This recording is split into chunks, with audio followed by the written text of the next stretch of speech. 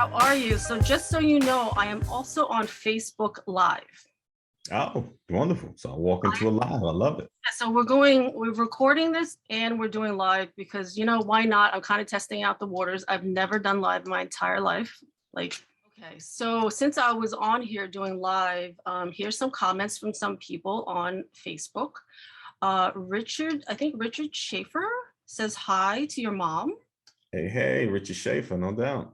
Yeah, so everybody can hear you since like all the audio is on. So as you're talking, people can hear you on it. So he says hi. Elaine's on. Nikki, Elaine, who I another work, good one. yeah, Elaine is on. So we're gonna get her on this podcast hopefully soon. Yes, she has some really good quality conversations to bring to the table. I'm sure. I'm excited. She's excited too. And Nikki, who was my makeup artist, who I work with on Sundays to do my photo shoots. So she's on also. Oh, that's awesome. Hello, Nikki. Yeah, and then Chris, I can't pronounce his last name, Alberti. Chris Alberti. Oh, okay, there you go. He's on. Yes, that is my brother from another mother. Yeah. Did you guys play? Did you guys play football? We played ball together. We hung out together. We laughed and cried together. Love that dude. Oh my God. So Chris, Gahrey says hi. He's excited that you're on here. So I'm glad that you guys can, you know, reconnect through distance of social media. Yeah. All right. Okay. You ready, Gahrey?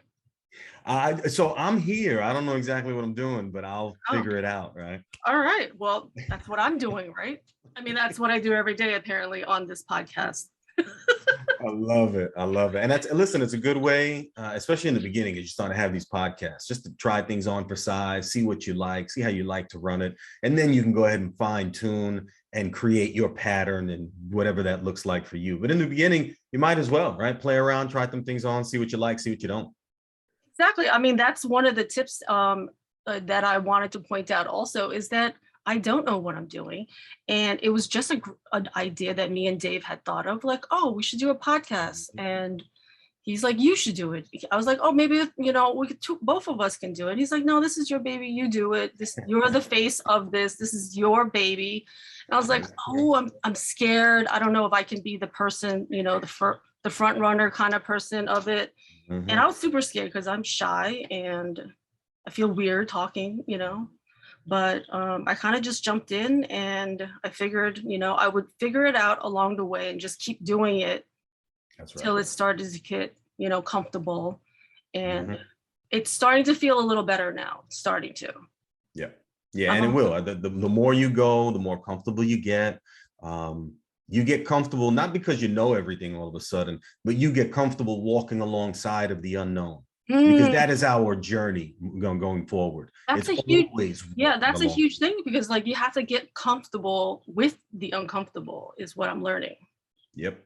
Right. Yeah. And there's no removing it. No matter how long you've been doing it, no matter how many episodes you run, it's always going to be brand new. You just have a lot of experience to rely on. So when things don't work out and they don't go according to plan, you know how to navigate around that and you feel comfortable doing that. But yeah, you know, in the beginning, especially your podcast, when people are creating businesses, writing a book, whatever it is they're doing new for the first time, especially when you don't have those skill sets already, it takes a little bit, it takes a little while before you get comfortable. So do it anyway. Do it and get good at it, and before you know it, you'll really start to hone your craft, and now you're delivering just knockout content, right? And that's the idea here. I want to be like you, Gahrey. Yeah, I want to be like me too. I wish I want to be like Chris Alberti. So, yeah, listen, you know, we're all in the same boat together, right? We're all on this crazy planet trying to figure it out, and we're doing the best with what we got. Right? And that's it. We all start from the same place. So as long as you're willing to commit to it, generally you'll be okay. Yeah. Okay, good. I mean, like, I appreciate these conversations you're having with me. And I feel like even these like casual conversations all work because it's a good space to be in where we can help each other, give each other advice. And then the podcast can help anybody else who's listening who might need you know, a helping hand or advice that we're talking about, or just whatever they're going through, you know, I think really helps in work. I actually just did a podcast yesterday with Sunrise. Sunrise, no doubt. Good. How's she doing? She's doing amazing. She's on Facebook. Is she still in the legal space? She is, at this moment, she's basically branded herself like you. Love it. And she's sitting in that space where she can help and motivate people get to where they want to go. So it's similar to what your path is doing for you. Love that. Yeah. Love that. Love that. Yeah, I definitely like to catch up with Sunrise. She was good people, very intelligent, very motivated. I remember when we were going to school together. Yeah. I appreciated her in my classes, just, you know, her ability to just, you know, stay sharp and perform excellently. That's what I remember of her. And I'm sure she continued in that same vein. She totally continued in that same thing. And she's in New Jersey. So maybe we can all get together and have like the one strike against her. She's in New Jersey. Oh, I mean, just like me, right? I have a strike too, probably, right? I know. You almost. You almost. Oh, so Elaine wrote that she would love to see Zaz on this podcast. And also she said, thanks, Gahrey. Can you ask Gahrey, out of all the things that he currently has his hands in, what does he feel is the most impactful and why? Ooh, Elaine, thank you for that. Yeah, thank you for that. I appreciate that. So I generally keep not a full plate. I keep an overflowing plate, right? So I'm always just way busier than what I really have time for. But that's also the craziness and the environment that I thrive in, right? I appreciate the extra deadlines and deadlines on top of deadlines and colliding deadlines, right? Like I appreciate that space. I operate well. Chaos is what I love to call it.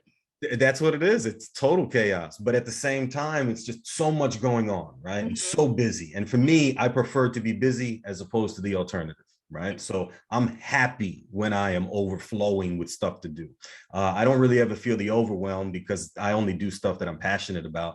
So I might get tired or sluggish in moments, but the reality is, thankfully, I do what I love. So I never feel the overwhelm. I don't feel burnout. I don't feel any of those things. But there are moments.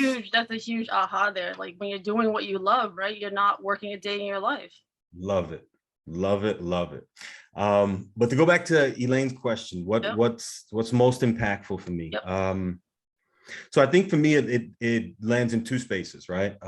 One, the entrepreneurial work that I do. So I work with a lot of leaders and entrepreneurs and individuals that are, you know, creating their business owners and such. And I really help them turn their business on steroids, right? Like whatever you're doing now, I want you to do 10 times that. I need you to operate at that 6 and 7 figure level in your business. So this way you have the ability to, one, impact your life and live the life you want, and two, give back to others. Because if we're only concerned with ourselves, and that's how difficult it is, right? If we're only doing enough for ourselves, that's okay, because at least we're living, right? But it doesn't really move the needle. It doesn't move the needle in our life, and it doesn't move the needle in anyone else's life. So in the entrepreneur space, that business coaching, that business mentorship, I love that because it helps people get to those levels in their life where they can be most impactful for themselves, their families. And once they experience that, they always give back to someone else. And in that way, I love that, right? Yeah. So I definitely concentrate there first and foremost. Second, in my activism space, I do a lot of work, right? That was one of the reasons I was a few minutes late now. I was giving a debrief. I know, well, I had all these people to keep me company while I was waiting. Yeah, thank goodness, right? Thank goodness we're not out here by ourselves. Yeah. But I was doing a debrief on one of the days of action, right? Campaign calls, putting pressure on elected officials to sign on to bills and things like that. So it was a debrief, just kind of bringing everybody together, letting them know how important it was, how impactful it was, and then reminding them we need to continue to do this throughout the session, because this is how we keep pressure applied to elected officials. Because at the end of the day, elected officials, they work for us. They're supposed to do exactly what it is we say. And if not, we need to get them out of office. The reason that they kind of go through motions is because the constituent base is not applying pressure. So if we're applying pressure and we remind them what they're supposed to be doing, oftentimes they fall in line and do what they're told because they know you're going to find yourself on the right side of this issue or on the wrong side of the ballot. And this is a voting season right now. So, Yeah. So in the activism space, I love creating that level of pressure and that level of movement. And oftentimes we're writing really good laws. We're amending laws, removing laws, we're getting things passed. And those things have the ability to just affect so many lives. So I'll give you an example. The latest bill that I helped pass through New York is called Clean Slate. And it's all about when someone has satisfied their time in the criminal justice system and they finished their time, they finished their community supervision, they finished all of their requirements.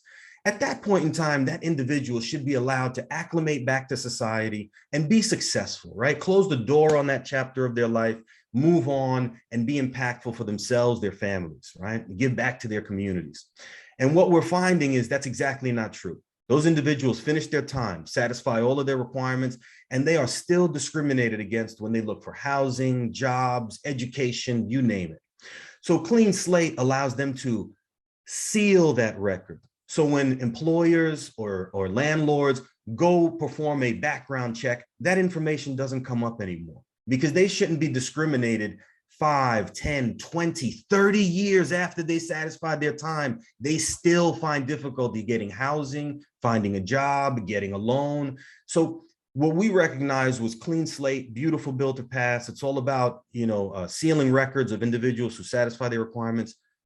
2.3 million New Yorkers currently suffer because of that. We passed that bill and it affects the lives, not just of those 2.3 million, but their families as well. That's very impactful, incredibly impactful. And those are the kind of bills that I like to work on because they make a difference for individuals. Now, I concentrate in my legislative advocacy, I concentrate in criminal justice reform, police reform, and then ultimately just writing in some really good bills that make the difference, in people's lives. And that's where I like to occupy. So when I think about where I'm most impactful, it's in the entrepreneurship space, helping individuals change that generational wealth dynamic. And then in the activism space, putting a dent in the criminal justice reform, police reform, and accountability. Wow, that is phenomenal, Gahrey. Thank you. I am super happy and super proud of everything that you have done and your constant pushing to help other people and get these bills passed. That's phenomenal. Yeah, I think for all of us, we all have the ability to find our own happy in our own lives, in our own space. Yeah. But it's never quite enough, and nothing is like giving and helping others. There's no feeling like that in the entire world. Yeah. When you change someone else's life, when you have the ability to give to them and just the smiles and the relief, sometimes the tears of joy, right? Just absolutely beautiful. Yeah. So when we have the ability to live our life and find happiness in our own life, and then share that with someone else or help someone else reach their happy point, just a beautiful space to occupy. Yeah, I totally agree. And Elaine wrote wonderful. So proud of you, Gahrey. Thank you, Elaine. I really do appreciate it. I really do. And I cannot wait for us to start talking again.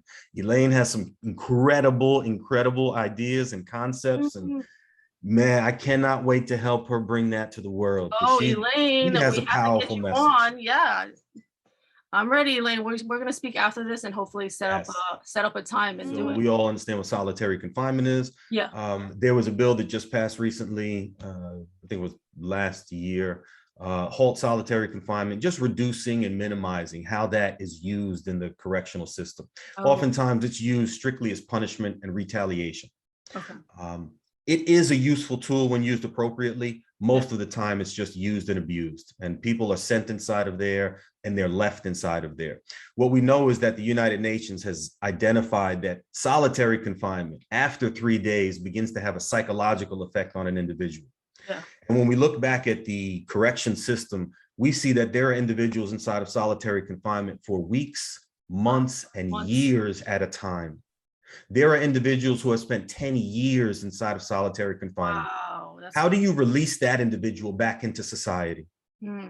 Why would solitary confinement be used in that fashion? It's strictly punitive. What it results in is perpetual punishment, because that individual suffers while they are inside. And when they're outside, they continue to suffer. Just people don't know what it's related to. Yeah. But oftentimes it's related to that time and that period of time that they went crazy in the box.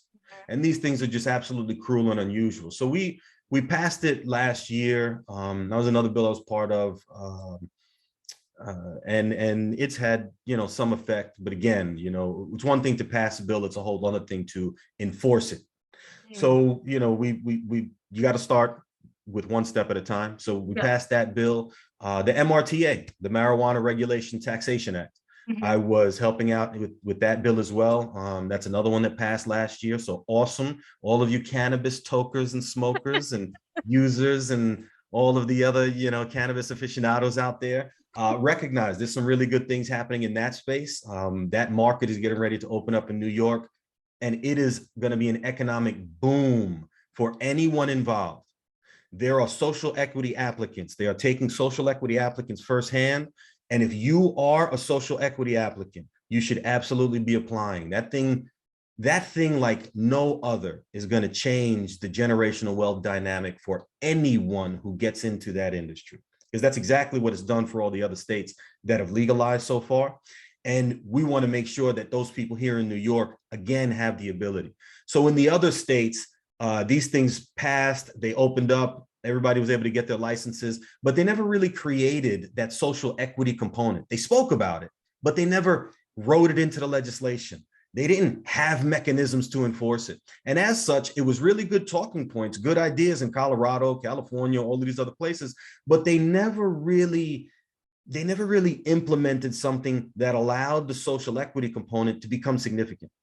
Here in New York, when we were writing that bill, we decided we wanted to learn from those mistakes, right? And what we ended up doing was writing in that we want to have at least 50% of the applications that go out belong to minority-owned businesses and social equity applicants. And the reason being is when you look at the cannabis industry, historically, Black and brown faces have been punished for this thing. And when we start to look on the profit side of this thing, nothing but white faces, completely homogenous. You will have some salt and pepper shake of, color inside of that industry, but for the most part, it is a white-owned industry. So the same individuals who were punishing us for partaking in this plan are now profiting on their side because it's finally useful to them. And in that space, we wanted to make sure that we wrote in the bill so that individuals, so that we can make it a little bit more fair. And we're talking about the market as a whole now. We wanted to make the market more fair and then be a great example for other states as they begin to legalize. So the MRTA I was part of, we're currently communities, not cages, another set of bills that we're looking to eliminate and change in New York. So in New York, if you're in New York, you've heard of the Rockefeller drug laws. The Rockefeller drug laws is one of those mechanisms that funneled thousands of Black and brown bodies into prison unjustly. Oh my God. Funneled them in and gave them heavy sentences. Wow. First offense, 20 years. Just unbelievable how cruel the Rockefeller drug laws were. And some of those things are still on the books. Wow. So we launched Communities Not Cages, eliminate mandatory minimums, second look act for those individuals that were over sentenced. Just like, my goodness, it was a first offense. Why are you still there? Yeah. And Earn Time Act for those individuals who are doing all the right things. Yeah. Model inmates or model incarcerated people, rather. They've taken all of their courses. They've rehabilitated themselves. They are examples and models for everyone else inside the system. Those people we should consider and give them consideration, earn time, good time. And what happened is, and this was at the federal level, we started to see that there were hundreds of thousands of applicants who were intentionally not given and awarded their earned time and good time. Wow. They ended up doing years past their sentence because the governments are not giving them what they deserve. Yeah. So they're funneling them in unjustly, and then there's a resistance to letting people out. And they just ignore them. They ignore them. And when I look at these people, I see my people. I see Black and brown faces. And I'm like, why? Why does it have to be so cruel and unusual in this country? Because I do a lot of traveling. I'm a world citizen. And I've been traveling on my own since I was 8 years old internationally. Wow. So when I started to see what the world was like, and I would look back to see what America was like, sometimes it just didn't add up. It didn't add up. I'd say, wait a minute, they taught me this in America, but when I'm out here in the, I don't see that same thing, that same application. So this is where there's a certain cruelty that exists, and we have to do what we can, you know? So that's another set of laws that we're working on, and it's getting, look, we introduced it about 6 weeks ago, 8 weeks ago in the New York legislature. And we already have a slew of support from the senators and assembly members, because it's common sense legislature. Can we just stop being cruel? We understand that, you know, prison is useful because some people absolutely belong there. Yeah. But there are so many people who don't. So many people who should already let go, right? Stop the perpetual punishment of these things. So I do a lot of work in those spaces, and those are some of the bills that, you know, we're currently working on and worked on. Ending qualified immunity is another one. Right? Qualified immunity is that mechanism that law enforcement, they claim it whenever they don't want to be held responsible and accountable for their actions. So when law enforcement kills an unarmed person in the streets, they claim qualified immunity because, hey, I was just doing my job, folks. And the reality is, listen, if you've trespassed and you've trampled on someone's, you know, civil rights, constitutional rights, there has to be an accountability measure there, right? Regardless of what's happening, there just has to be a measure of accountability. And when we start to see the unrest, you know, in society, as we've seen it, we've seen the, you know, we've seen the rallies and the marches, and especially since, you know, the George Floyd incident, much of that is a public safety issue, which is a public trust issue. When you talk about public trust, that's the relationship between the community and law enforcement. And right now it is so strained. It is so toxic. And in that space, we have to do better. And when we talk about it, listen, it's an authority relationship. There's one side who has all the power and the other side who takes it, right? And however it's being given to them. So you know, the community doesn't have a lot of say there. This is where law enforcement has to do better. They have to hold themselves accountable. New York NYPD is just not, right? They don't hold themselves accountable. NYCLU, they just released a report about the lack of accountability in the last 20 years in law enforcement. And it's about 3% of all of the complaints, right? Of all of the complaints written against law enforcement in New York City, 3% were significantly disciplined. What does that say about they're hiding in their own shadows? They refuse to discipline themselves. If they're not, that's okay. Let us put a measure of accountability in there. So this way they are held accountable. This is not about punishing police, because I have a lot of friends and family who are law enforcement. I love these individuals dearly, but I want to make sure that it's fair for everybody. And it should be fair for everybody on both sides. Right? There are problems in the community. There's problems in law enforcement. There's good people in the community. There's good people in law enforcement. So we're not trying to vilify anybody. What we want is fairness down the line. The same rules that apply to one should apply to the other. That's amazing. Was there a certain moment in your life that triggered you and changed the trajectory of your path to want to go into these activist part of your life? Yeah, you know, I think it certainly starts with my mother, because that was the example. You know, she was a community activist in her heyday, and I had a chance to see that as a child, and without a doubt, right, it made all the sense to me. I have a very mechanical mind, right, and it's one of the reasons I'm an engineer. So when things make sense, that's it. I don't need the extra persuasion. I see that it works. I see it makes sense. I'm just going to go ahead and repeat it, right? So I saw that when I was younger, and I recognized how well it worked. As I got older, I would dabble, and I would, you know, I would play around and spend some time in certain spaces. And again, I saw the positive result. As I continued to do so, one, you see the positive result of what you're doing. And on the other side, you see the cruelty that people are facing. And for me, it's difficult for me to ignore those things. right? So in that space, I recognize, hey, I have an opportunity to help. I have an opportunity to be a voice for the voiceless. I have an opportunity to share, to lend my voice to their power. And in that space, I step up, right? And at the end of the day, we all have to do what we can and what we must. Yeah. I saw this the other day. A friend of mine posted it, but I remember hearing this from when we were younger. There are moments in time where things happen, and oftentimes we'll look back and just self-reflect, like, man, what would I do in that moment?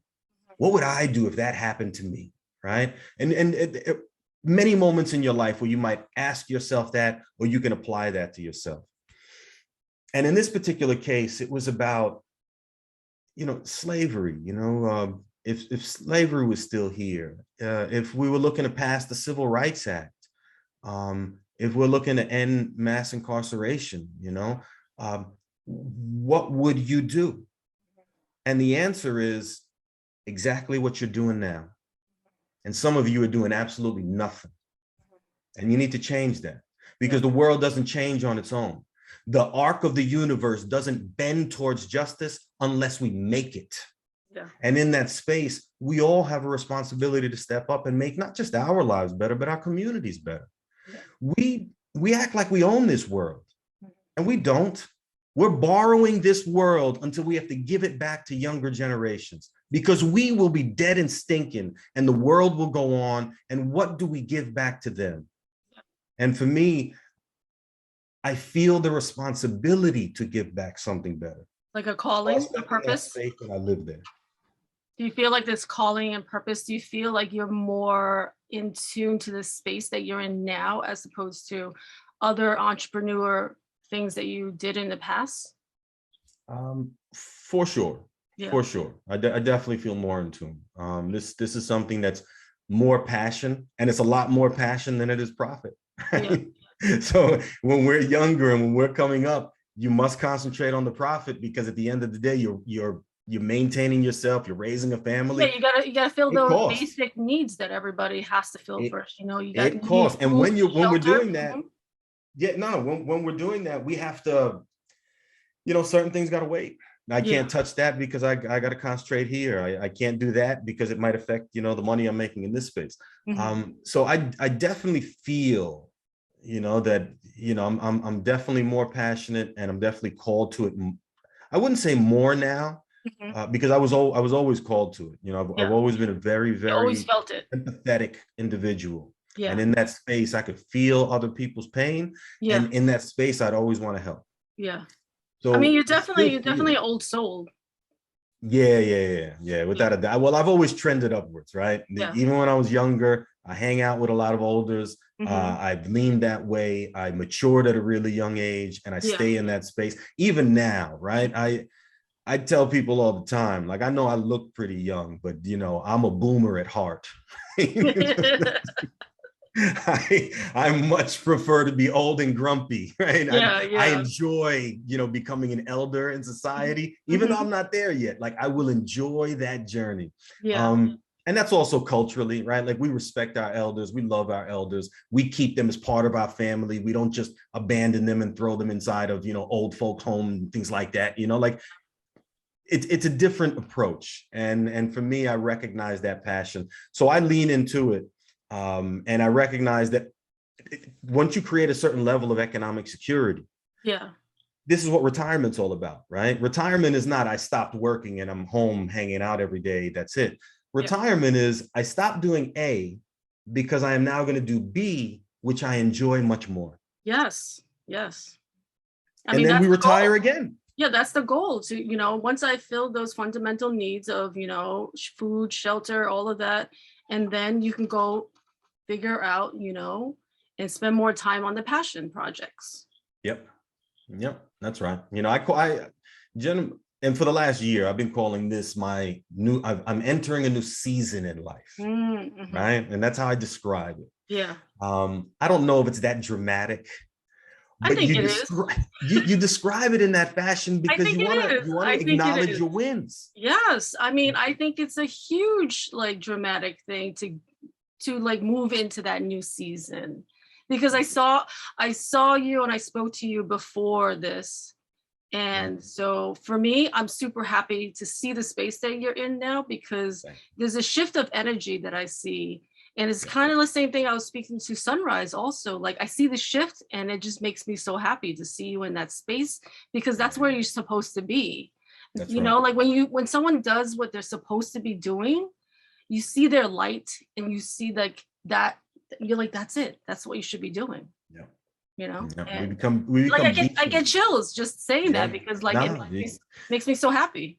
Listen, Linda, you're absolutely right. When we start to tune in to that which is best for us, we become the best version of ourselves. Yeah, and you glow. And when we do that, we radiate. Yeah. Like literally we radiate, you know? Energy. And it's like a tuning fork. Yep. Bing, you radiate your message out to the world. And then the other ones will come towards you. Your people are compelled to come back and find you. Yep. And that's the space in which I feel I operate right now. And I love it and I lean into it.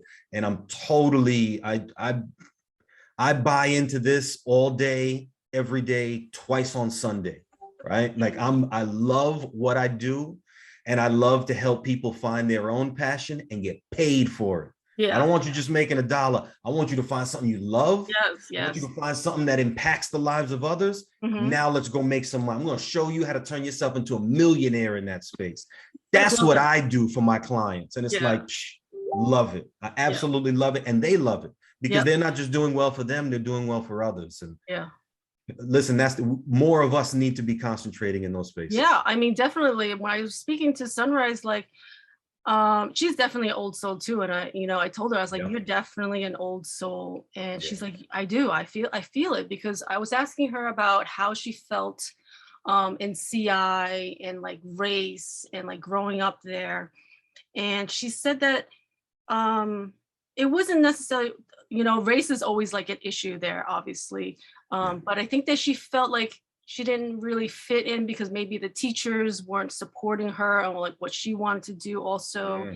And she just didn't feel right. There was something there that wasn't connecting with her. So she actually graduated early and went to college. She left a year early. And smarty pants. I know. I was like, what? And it's funny because like as a kid, like I lost a lot of my memory of like things I did with people. I think we had this conversation where you forgot a lot of things, right? You don't remember, or there's no photos. Well, most of it's not even forgot. It's intentional suppression. You know, I had so much trauma in my life as a child. I buried everything that was near it. Yeah, so I know. Like, people remember me as being a great student, great athlete. I don't remember near none of it. Well, I don't remember almost none of it. Yeah. Because it was too close to the pain. I had to bury all of it so I was able to move past. Yeah, I totally agree, because I mean, my trauma lasted probably till freshman year of high school. So that's a huge part. Yeah, and it's not like the trauma stopped at that point in time. No, maybe the physical act or the thing that was happening stopped in that moment, but the trauma, it continues. It morphs and it grows. Yeah, that trauma did not finally, like I would have post-traumatic stress. I would have nightmares, but like while I'm awake, I would have visions of, trauma. And I don't think that stuff finally subsided till possibly maybe I was 40. Yeah. That's a long time. But I only say that because we were chatting and she's like, Linda, you were in my sweet 16. And I was like, oh my God. Like finally when she said that, then I had like a vision of like it brings it back, right? Yeah, like then we had a vision of a matching dress. And then I'm like, oh my God. And then I told her that Dave said hello. And she's like, Dave was in my sweet 16 too. And I was like, oh my God. So then I'll have another mind blown. I'm like, oh, what? Yeah. I was like, Sunrise, I'm so sorry. I had a lot of trauma as a kid, and I apologize to anybody if I can't remember something, but there were difficult times. So it's hard for me to remember those things, you know? Yeah, and you brought up the whole idea, you know, like in your 40s, you finally got over it. Yeah. That's oftentimes because that's when we finally learn those coping mechanisms. Yeah. You know, it's survival. It's like survival of like, and then you don't realize like you've been depressed and sleeping most of your life. Right. You've been living in a depressed state. That's right.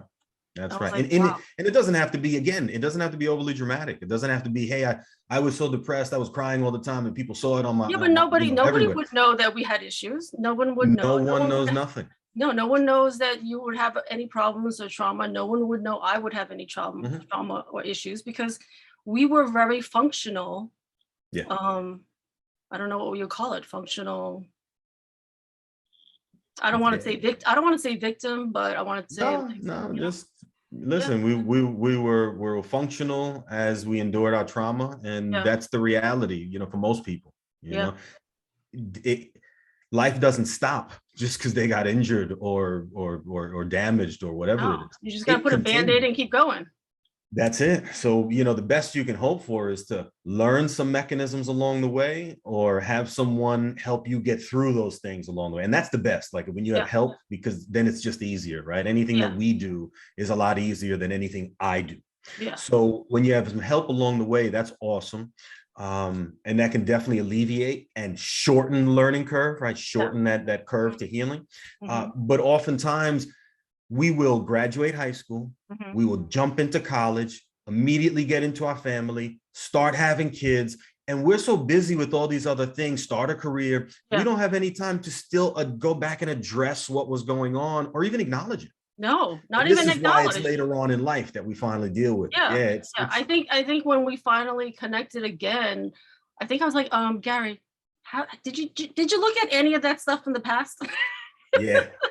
And I'm like, nah, it's like, in a dark, deep box buried underneath of a dark, deep box. But I would just look at you. I'm like, Gahrey, I know you might need to want to, you know, look into that one day, right?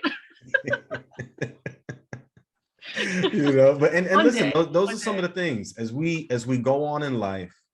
Address them if you have the ability. If not, figure out how to get past it, because life moves on and so will you. And so, you know, the bills continue to add up, right? Like nothing stops because you're hurting. So figure it out as you go. And I think definitely pay some attention to it. I think friends and venting is a huge thing too. I feel like I've had a good amount of people, from coworkers to friends, that I can at least, you know, bounce off ideas or bounce off my, you know, how I'm feeling. And I feel like that really helps. So in that space there, it does help. But I want to call out something very specific. I was working with a client of mine yesterday, and we were having this, you know, the same conversation. Not everyone is qualified to hear your story or comment on it. So we have to be very careful in who we share those things with and who we take advice from, because oftentimes you're talking to someone who is just, they don't understand the issue, let alone understand the problem, understand the solution. And they might give you something negative. They might give you something that, man, that doesn't really work, or it actually makes me feel worse, or they try to minimize your pain, your story, or something like, because they don't understand it. So in those spaces, yes, speak to friends, speak to family, but recognize not everyone is qualified to give you feedback. Not everyone is qualified to give you advice. So make sure we're just careful on who we decide to share with, because that really is, it's more than just sharing words. You're sharing your soul. And in those moments, you can be damaged. You can be hurt even worse. So just be careful. So we have some Facebook people who would like to say hi to you. Shamanic Holder, she says she's super proud of you, and she agrees with you that, you know, we just push it under the rug. We're so busy with life, never stopping to reflect on the past. Yeah, big time. Shamanic, good to see you. Good to hear from you. Beautiful. Thank you. Appreciate it. So when I was talking with Sunrise, when we were talking about the old souls, right? And I always felt there was something amiss even though she's a very strong, you know, confident woman. And we saw that in high school always, right? I mean, all the people that we hung out with, you just saw that quality in them. But there was something that she wasn't fully clicking into her purpose or her passion or whatever it is we want to call it. And when I finally when I finally reconnected with her on Facebook, and then I saw her light in her photos.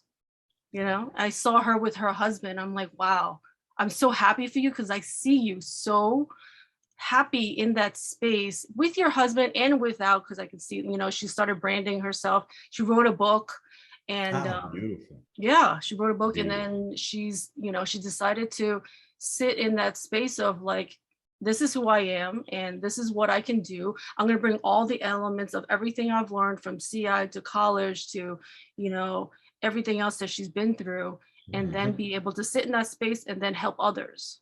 Yeah. So it's amazing when you see your friends, like finally you see that light click on, and you're like, oh, that's perfect. That's what you should be doing. No doubt. And that's motivation for ourselves as well. Like, oh man, I love, it's like a battery pack. Right? Like all of a sudden you feel energized because they're so energized. Yeah. You know, that it's a transference of energy. Yeah. And when that happens, my goodness, that's when you know you're speaking to someone who is just absolutely in their element. They're living their life as they should. You feel it's coming through, even through a Zoom, it's coming through. For sure. Without a doubt. Without a doubt. You can feel the energy, you can hear it. And then ultimately, after it's all said and done, you somehow still feel energized. Like, oh man, I should go do something. Exactly. I still felt that, because I think we spoke for probably an hour and a half just catching up, because I don't think I spoke to her personally, like on, you know, on a phone or Zoom or anything. We didn't speak to each other probably since she left high school. Wow. That's a long, that's right. That's a really long time. So she's like, Linda, you look exactly the same. I'm like, well, you look exactly the same. And you too, Gahrey, you look exactly the same. Listen, we all suffer from the Benjamin button. So excellent. We love it. But that's the funny thing is, I was thinking about that last night, a random popcorn thought. I'm like, it's interesting how some of us actually still look exactly the same.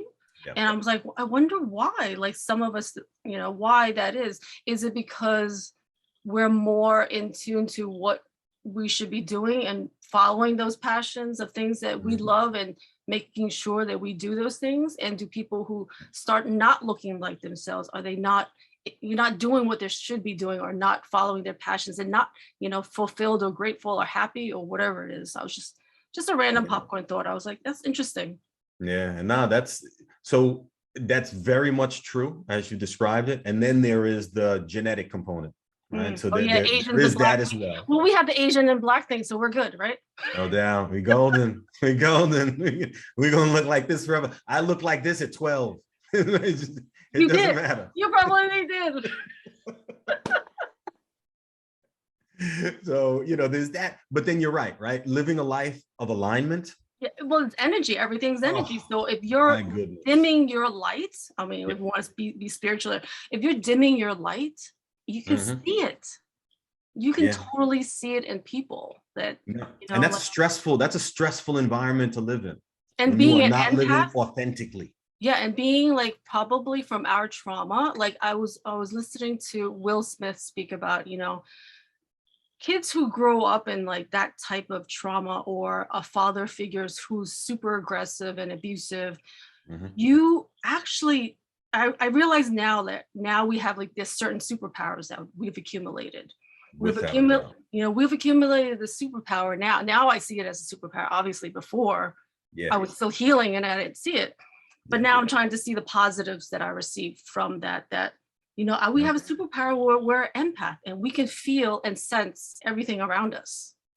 Because as a kid, as he was also Will Smith, that you have to gauge the reaction of that person. You have to gauge how to handle the situation so you don't get the grunt of that person. So you just become like, your senses become like, you know, super sensitive to everything around you. Yeah, it's just like what is it, the Marvel character, Spider-Man, right? That Spidey Yeah, sense. yeah. You absolutely start to That's develop. funny because I used to always draw Spider-Man as a kid. Yeah. I was like, why am I think about that now. I just always remember me drawing Spider-Man. Yeah. Why would I be drawing Spider-Man? You know what I mean? Like I should be drawing flowers and pretty houses. Now we should, but those are the individuals we find alignment with. Like, oh man, that makes sense to me.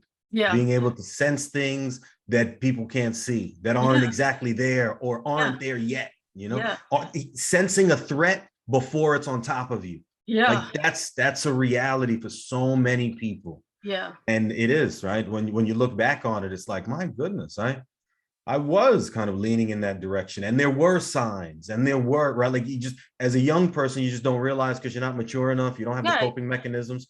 As an older person, you can look back on those moments in your life, not only to recognize and draw the lessons out of them, but also to heal ourselves. Like, we have the ability to go back and reframe those moments in time as something much, much different. So then we can come back to our present and we can feel different about our past. Yeah. And it's so critical to rewrite our minds and our history and our own understanding periodically. It should be done routinely, but it should be done, right? Yeah. And a lot of people don't have a lot of people don't do that or question themselves to start that process. Like, it has to take a lot of internal questioning. And to want to be better and improve. And so Shamanic writes, I think some of us felt out of our comfort zone, also because of the cultural differences.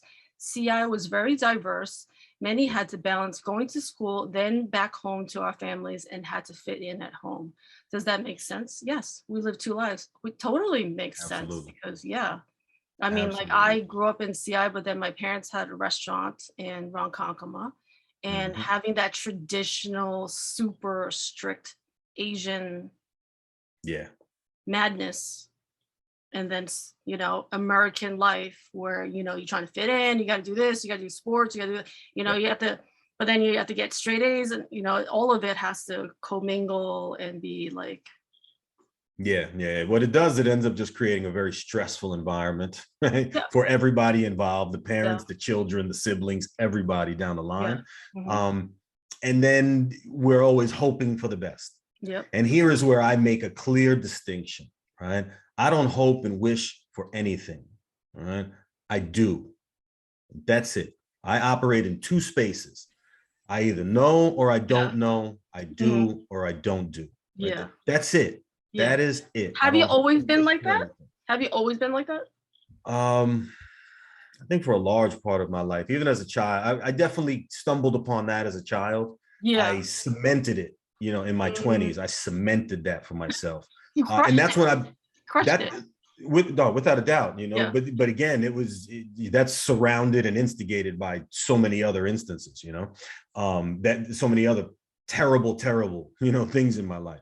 So I was glad to step into those spaces, but learning those lessons, and then being able to apply them, as you get older, just absolutely critical, right? And it's a cultural shock, it's difference. But again, once I figured it out, I was like, all right, let me start to dismantle, right? That was the key for me. And this I learned in my early 20s, when I started to dismantle lessons I learned from school, from home, religion, nutrition, my health, when I just politics, and when I just started to dismantle everything that I absorbed over the years, and then rebuilt back only the things that I knew. So you had to unlearn and rebuild, right? There's a period of unlearning that we all must go through. So that's that's a perfect transition to, all these things that you had to dismantle and dislearn and then rebuild and find the things that are perfect for you. Let's break that down to give people who are listening to this some help of like top 5 things that you did, dismantled, and then fixed and implemented. Like, one would be like health, right? Health was a huge thing for you. Yeah, for sure, right? Again, middle to later 20s, right? That I really got into the health understanding. And again, that mechanical mind, as soon as I did it, yeah, and immediately felt the positive effect, I said, my goodness, why have I not been doing this forever? like why have my parents not taught me this? Yeah. Why has adult life failed me in this capacity, right? Like, why? Why? Totally. Why didn't anybody totally help me fix this? Yeah. Absolutely. So in those spaces, when you're talking about areas in which you can concentrate on, right? And I think this applies towards nutrition and health and well-being, which is the cornerstone of everything else that comes good in our life. Financially, relationships, all of that is predicated on your well-being and your health. Yeah. So in that space, the top 5 things that everyone should be cognizant of, working on, and optimizing. Yes. It starts with sleep. Sleep. You must get enough sleep. You must get enough rest. How many hours? Don't. Well, it's kind of like the glasses of water conversation. Yeah. How much do you need, right? You don't need 8 glasses. No, you don't. I don't think you need 8. Right? There are some days where you definitely might, because you're just exhausted, you're not rested, you've been compiling days of non-rest. Yeah. But for the most part, right, they call out 8 hours, 6 to 8 hours, I think is pretty, optimal, depending on how much sleep, especially if you're getting like cat naps or for me, old man naps during the daytime. I love me an old man nap. How long are your old man naps? Because I love my naps too. Like, yeah. I'm all about the naps. I'm like, right before this, I think I wanted to go take a nap before we came on. I'll take what I can get. I'll take 5 minutes. I'll take 15 minutes. I'll take an hour. Whatever I can get, I'm glad to take. Yeah. So it starts with sleep. And the reason sleep is so important is because that's where we heal. Yeah. From all the things we do during the day, all the ways we put our body under stress, all the ways we poison ourselves, right? All the toxicity that we are around and near. We heal during our sleep, during our rest. And the deeper the sleep, the more the healing. So it's critical that you get enough sleep in. That's first and foremost. Okay. After sleep, diet. You really need to be mindful of what you put in your system. Must be. Absolutely critical. What you put in is what you get out. And it's true, right? As an athlete all my life, they always told us, your body is a temple, and only put good fuel in, because it's going to help you perform better on the athletic field. And all of that is absolutely true. All of it is absolutely true.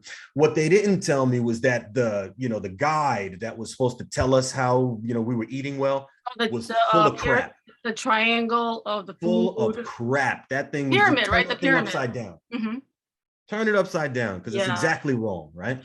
But ultimately, diet. What you put in is what you get out. You have the ability, like fuel. Put in the right fuel, and you go even further. Put in the right fuel, you get a better, cleaner, more optimal journey. Dominique agrees with us. She loves her naps. Yes, thank you. Love that, right? So, those are 2. Movement is the next one.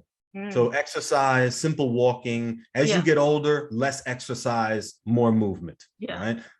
Because exercises as a whole, especially the types of exercises that they recommend for us to do, they're terrible for us. Most of the exercises that the fitness industry tells us to engage in, they're terrible for our joints, they're terrible for our ligaments, they cause long-term damage, but it gives you a great physique right now. Oh, yeah. So you're nice and chiseled, you look good, but later on, that's going to be early onset arthritis. Later on, that's going to be osteoarthritis or whatever it is, right? Yeah. So movement, simple movement, just make sure you're getting it in. That's how we stay active and limber and healthy as well. Yeah, like which ones do you think, like walking, like Tai Chi? I'm walking, riding bike, swimming, using your body, your natural body weight. So you don't require physical, you don't require weights, you don't require all these other things. Just simple leveraging your own body weight in exercises is an incredible way to stay healthy. Incredible. So there's movement. After that, meditation. Meditation is absolutely key. That's where we keep this space right here, Linda. This space here, this is where we keep it healthy and happy. And this controls everything else in our life. how we see ourselves, how we see the world, how we see ourselves in the world, how we view ourselves successfully, how we view our capabilities. All of that is a mental construct, and meditation allows you to stay sharp. It allows you to get rid of the head trash that goes on for like so that, many the head individuals. trash. Without a doubt, right? Yeah. You got to get rid of it. It's like anything else, it accumulates. It's a lot, it accumulates, exactly. So those 4, and then the very last one, and this one here is pretty critical. And I think as we go more and more into our digital space, it proves even more true. Yeah. Detox. Detox. You must detox, physically detox from the things you're eating, consuming, drinking, as well as digital detox. So I'm going to share with the audience now one of my top secrets. I've been implementing it for the last few months, and it has absolutely transformed my life and my experience. Tell us. Digital detox. I perform a digital Sabbath on most weekends. Yeah. So when I finish up my day on Friday, whatever time that is, if my last call is at 11, boom, it's at 11. If my last call is at 8 p.m., great, it's at 8 p.m., right? And I mean 11 a.m. or 8 p.m. Yeah. Whenever I finish my last thing to do on Friday, I take my device, I turn that thing off, I put it in a drawer, and I don't touch it again. I don't even bother looking at that thing until Sunday or Monday. I just don't mess with it. That has brought me back so much happiness. Get up in the morning, first thing you look at that ridiculous blue light, that kills your eyes over time. All of the screen time that we do over the years, it kills our vision, literally kills and our brains, vision. probably our brain cells. Also, but definitely, just the radiation that comes off of the screens and the electronic devices. When you get away from that, you physically feel better. Yeah. You start to find time in your schedule to do all the things that you've wanted, those little passion projects and items. Just sitting at home quiet, spending time with yourself or your loved ones, your spouse, your children. All of that happens when you put down the devices. So I've been doing that, not every weekend, but every weekend that I'm able to. And I'll definitely put it down on Friday. Maybe I'll have to pick it up Saturday in case of an emergency, or Sunday, which is not too bad because I've gone from Friday to Sunday. But my happiest time, I put it down Friday afternoon. I don't pick that thing up until Monday morning. Now, do you have a separate device that you do all of this, your business and all this stuff in personal, or you just have one phone, you're just not replying and looking at it? I just don't mess with it. Yeah. I don't mess with it. I've already transformed my business where I don't conduct that over the weekends. I stopped that many moons ago, right? Because that's, here in America, we're guilty of working all week and trying to squeeze into the weekend what we couldn't finish in the week. Yeah. When I used to travel all over the world and I was doing all of that good stuff, I would run into people like, no, we're on holiday now and it's mandatory. Yeah, we're not allowed to keep working. Yeah, right. Like, you're not allowed to text me about work. You're not allowed to talk to me about work. I think I saw that on TV, but I didn't know if that was real. Man, unbelievable when I started to see these things in action in real life. And then I would look back at my experience here and like, these guys they're killing us. Too much. And it's that old rat race adage, right? Yeah. Even if you win that race, you're still a goddamn rat. You still lose. How is that good for you? No, you still lose. We must redefine how we engage this space, how we're going to operate in this space. And that's the whole idea of dismantling things and then only building back up the things that are honest and true to you in the world you live in, and now continue forward. Leave all the other stuff that you were given, all of those limiting beliefs, all of those mental blocks, all of those limitations that we bring on our journey that don't belong to us. We're holding other people's pain. We're holding someone else's physical or financial limitation, their idea of what we can't do. That's what we're holding as we go on in life. We have to abandon those things and we'll start to find our own success and our own happiness. So those 5 things, right? Those 5 things, you do that, you are golden. Right? Absolutely golden. That is amazing. That's perfect. Those are perfect 5 health tips. Now, what about health and life tips? Those you apply that, and you will see that not only does your health get better, your relationships get better, your finances become better. Everything down the line starts to get better when you optimize those 5 spaces in your life. So definitely start there, and then everything else will line up. Absolutely. I love it. Absolutely. It's pretty easy. Listen, life is as easy or as complicated as we make it. Yeah. I choose the path of least resistance because I know that simplicity is the ultimate sophistication. Yeah. And if you are able to do things in the most simple way, you are able to create the most tremendous impact for yourself and others. Yeah. That's phenomenal. So you think that there's any other things that you dismantled that we can also give people tips on? The short answer to that is everything. So again, the answer is yes. Yes, everything. Those are just extra conversations. We'll come back and have another conversation in that other space, conversation in that other space, because these things they're powerful, they're important. They're not just important for us, which they are, but they're important for our friends and family, the people that we engage with, the people that we will have to care for.